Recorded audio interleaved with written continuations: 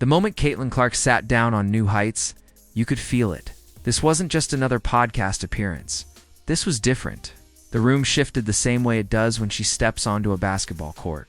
Calm, confident, and quietly commanding. Before she even said a word, the resume spoke for itself. 6-foot guard from Iowa, all-time leading scorer in NCAA history, first overall pick in the 2024 WNBA draft, Rookie of the Year, 2-time All-Star, Time Magazine Athlete of the Year, and now, the final guest of the 2025 season.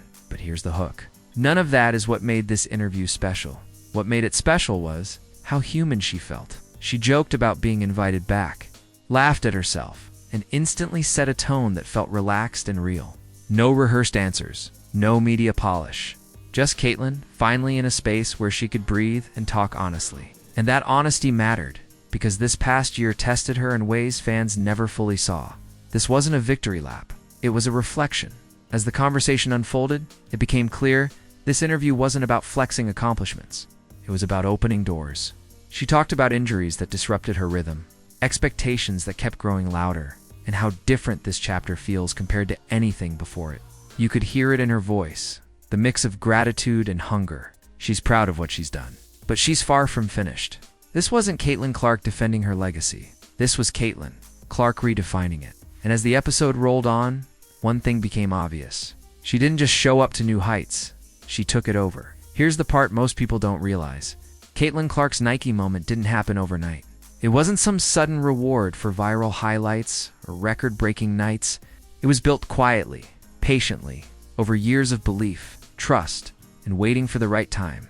And when she finally talked about it on New Heights, you could hear how much it meant. The hook is simple but powerful. This wasn't just an ad. It was a signal. When the conversation turned to her Nike campaign, Caitlin made one thing clear. This wasn't about chasing a flashy commercial or checking a box. This was the beginning of a long-term vision, a runway moment, not a finish line. She explained that the rollout marks the start of an entire year leading to something fans have been begging for. Her signature shoe, and that's where her excitement really came through. She talked about finally wearing her own shoe on the court next season. And you could hear the kid inside her smiling, not because of status, but because it represents ownership, identity, something that belongs to her. She wasn't just wearing Nike anymore. She was becoming part of its story. What made it hit emotionally was how personal the campaign felt. Caitlin described seeing people in the commercial who had been with her from the very beginning. Coaches, supporters, familiar faces who believed before the spotlight arrived. It wasn't manufactured. It was her journey on screen. That's why this moment landed differently. For Caitlin's Nike launch wasn't about proving she made it. It was about showing she stayed true long enough for it to come to her. Here's the truth that doesn't show up in highlights or stat sheets. The past year tested Caitlin Clark in ways basketball never had before. Not because of pressure, not because of expectations, but because her body wouldn't cooperate with her will. And that's where this story turns emotional. When Caitlin opened up about her injuries, there was no drama in her voice, no excuses, just honesty. She explained how it wasn't one injury. It was a chain reaction. One nagging issue led to another, and then another, until suddenly, the game she loved felt just out of reach. Anyone who has ever been hurt knows that frustration. You're close enough to see the court, but not close enough to touch it. That's what made this year so brutal. She admitted it wasn't how she imagined things going. And that admission matters, because this is someone used to rewriting record books, not sitting on the sideline wondering when her body will finally say yes again. The mental toll was real.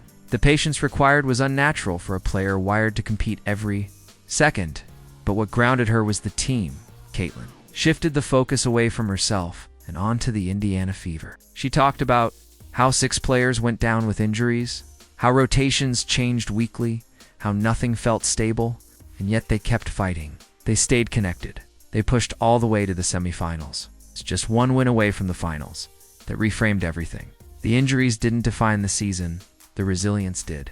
And in that moment, you could feel Caitlin letting go of frustration and holding on to perspective. This wasn't a lost year. It was a test she survived, and surviving it quietly changed her. Here's the part of the comeback nobody prepares you for. The moment when playing basketball isn't the hardest part anymore. Simply moving, as Caitlin described it, in a way that stopped people in their tracks. After dealing with groins, quads, and a body that refused to fully cooperate, she had to relearn how to run.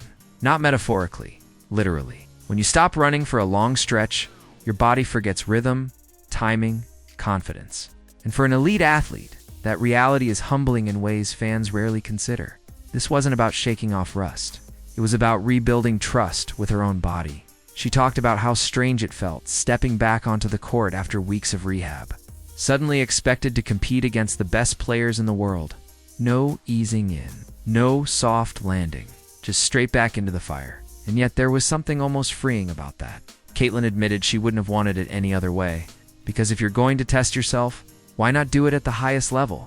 Team USA camp at Duke became the proving ground, a historic gym, elite competition, 3 intense days that told her everything she needed to know. She wasn't behind. She wasn't diminished. She was right where she'd been before the injuries. That realization mattered. More than any stat line, you could hear the relief in her voice when she said it. The fear was gone. The doubts faded. The movement felt natural again. The game flowed back to her. This wasn't just a physical milestone. It was emotional closure. Caitlin didn't just return to basketball. She reclaimed confidence. And once that switch flipped, the next chapter stopped feeling uncertain. It started feeling inevitable. Here's the reality about Team USA. There's no easing back in, no grace period, no sympathy for what you've been through. The moment Caitlin Clark stepped onto that court, she wasn't a comeback story. She was just another player expected to perform at the highest level. That's what makes Team USA different. Every practice feels like a final exam. Every possession is evaluated. Every mistake is remembered. Caitlin described it perfectly. After months away from competitive basketball, she was immediately surrounded by the best players in the world. No warm-up games. No minutes restriction. Just elite competition from the first whistle. And somehow, that's exactly what she loved about it. Being thrown into the fire forced clarity. It answered the question injuries leave behind. Can you still hang at this level? Within minutes, Caitlin had her answer. The speed was there. The instincts were there. The confidence followed. What stood out most wasn't just her shot or her passing. It was how quickly she adapted. She read spacing. She communicated. She'll fit into the chaos without forcing anything. That's the difference between surviving and belonging. Team USA isn't about potential. It's about readiness. And Caitlin didn't look like someone testing the waters. She looked like someone who had never left. 3 days was all it took. By the end of camp, the narrative had shifted. This wasn't about whether she could return. It was about how much higher her ceiling might actually be now. Because surviving adversity doesn't just test talent, it sharpens it. And when Caitlin walked off that court, one thing was clear. She wasn't chasing her old version, she was building something stronger. Here's the part of Caitlin Clark's story that never makes the highlight reels. Coming back from injury is not heroic. It is lonely. It is repetitive. And most of the time, it is boring in the most exhausting way possible. Caitlin didn't just deal with one injury. It was a chain reaction. A quad turns into a groin issue. Compensation creates another problem, then another. At some point, you are not training to get better. You are training just to feel normal again. She admitted something most athletes rarely say out loud. She had to relearn how to run. That alone tells you everything. When your body betrays you, confidence goes with it. Every step feels monitored. Every movement is questioned. You wonder if pushing harder will help or hurt? That mental tug of war can break players far more talented than Caitlin, but she didn't rush it. While fans debated timelines and critics whispered doubts, she stayed quiet and worked. Day after day. Rehab rooms instead of arenas. Trainers instead of crowds. Progress measured in inches, not points. What makes this comeback different is that she didn't return desperate. She returned patient. By the time she reached Team USA camp, she wasn't hoping to be healthy. She knew she was. That certainty changes everything. It shows up in how you cut, how you plant, how you attack defenders without hesitation. The injuries didn't take anything from her. They refined her. She came back more deliberate, more efficient, less reckless, still fearless, but smarter about when to explode and when to control the moment. That is growth you cannot teach. And when Caitlin finally said, "I'm back to 100%, it wasn't a declaration. It was a confirmation of work. It's already done.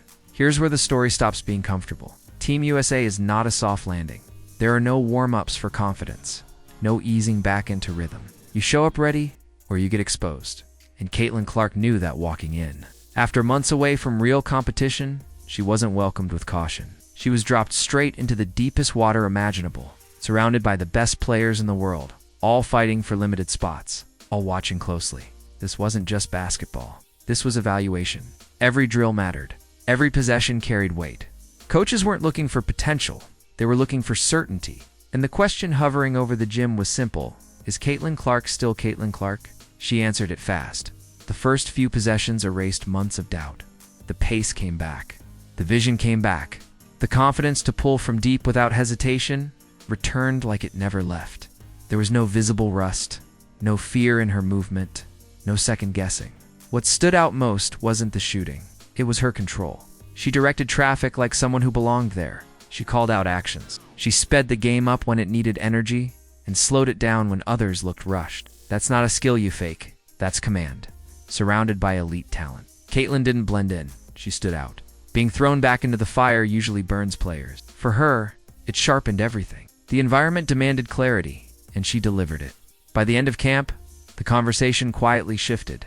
This wasn't about whether she could make Team USA. It was about where she fit in the hierarchy. And that is the difference between surviving a comeback and owning it. Here's the moment everything clicked.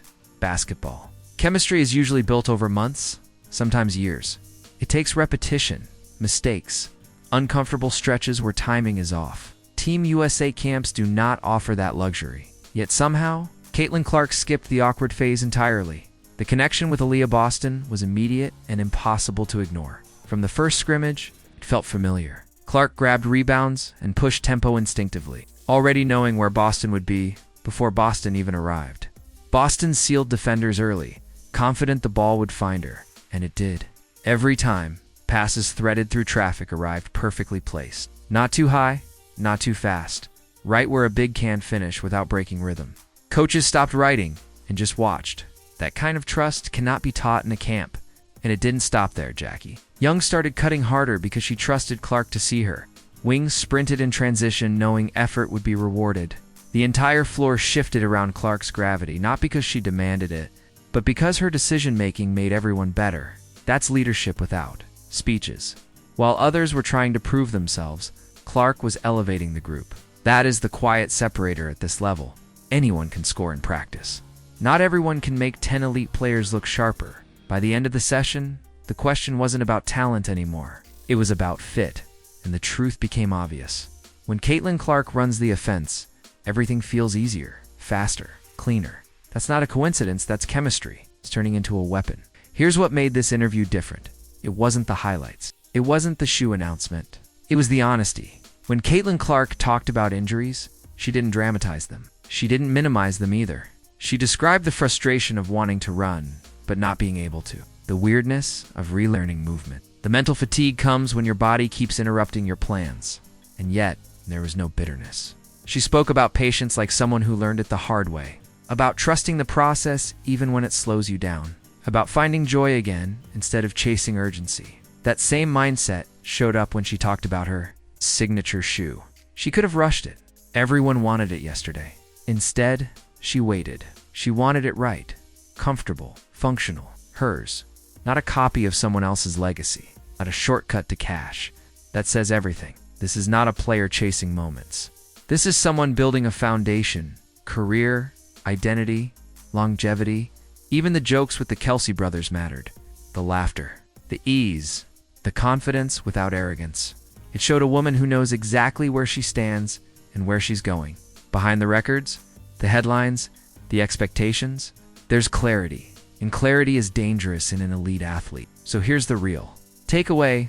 This wasn't just a podcast appearance. It wasn't just a return to camp. It wasn't just a shoe tease. This was a turning point. Caitlin Clark is no longer proving she belongs. She's deciding what comes next. World Cup cycles, Olympic dreams, signature products, leadership roles. All of it is aligning at once. And what makes this moment powerful is how grounded it feels. She's not rushing the future. She's preparing for it, one step at a time, one decision at a time. With intention, Team USA saw it. Sponsors see it. Fans feel it. This version of Caitlin Clark is not louder than before. She's steadier, sharper, more complete, and that should scare everyone. Because players who combine elite skill with patience and self-awareness do not fade quickly. They build eras. The injuries didn't derail her. They refined her. The pressure didn't shrink her. It clarified her purpose. Whether it's leading a national team, redefining women's basketball branding, or simply controlling the tempo of a game. Caitlin Clark is no longer reacting to the moment. She's shaping it. And if this chapter is any indication, the next one won't just be successful, it will be intentional. Share your thoughts in the comments, and don't forget to like and subscribe for more dives into Hollywood's hidden history.